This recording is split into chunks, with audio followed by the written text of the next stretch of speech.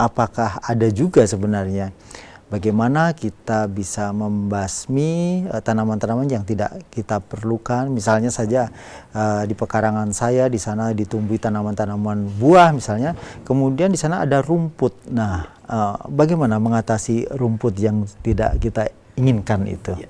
Ya. Terima kasih Pak Bilal.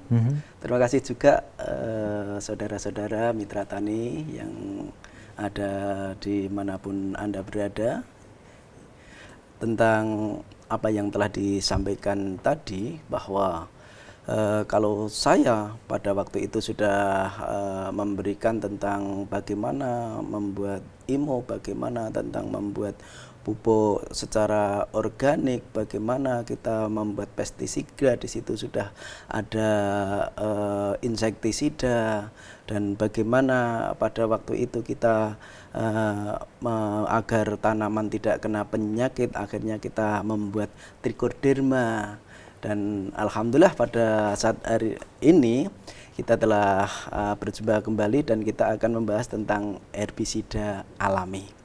Perlu diketahui bahwa para mitra tani semua, bahwa di lahan pertanian, bahwa tanah sebagai media tanam, tentu saja di situ banyak sekali tanaman pengganggu yang disebut itu gulma.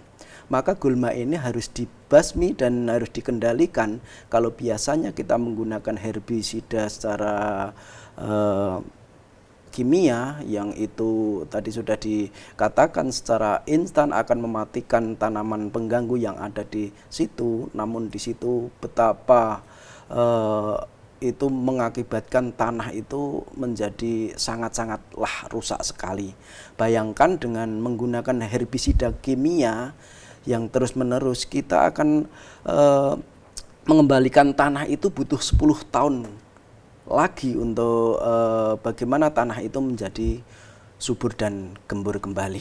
Maka dari itu solusinya bagaimana tidak usah menggunakan herbisida secara kimia, tapi kita beralih dengan menggunakan herbisida secara alami, yang itu nanti bisa menjadikan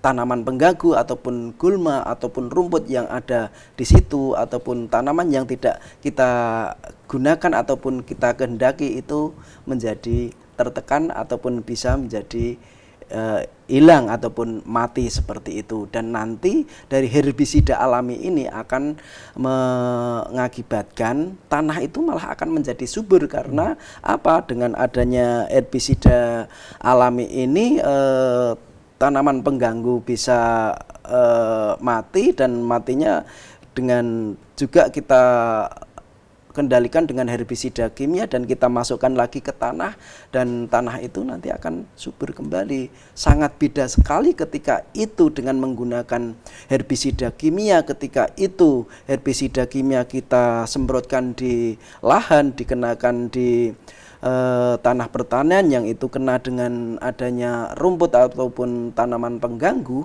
maka dari itu tanaman pengganggu ataupun tanah itu pasti akan sangat rusak, dan itu tanah akan menjadi asam. Ketika tanah menjadi asam, tanaman itu tidak akan bisa tumbuh pun itu akan sangat memerlukan waktu yang lama, dan juga harus memerlukan unsur hara yang lebih banyak lagi, seperti itu, Pak. Ya.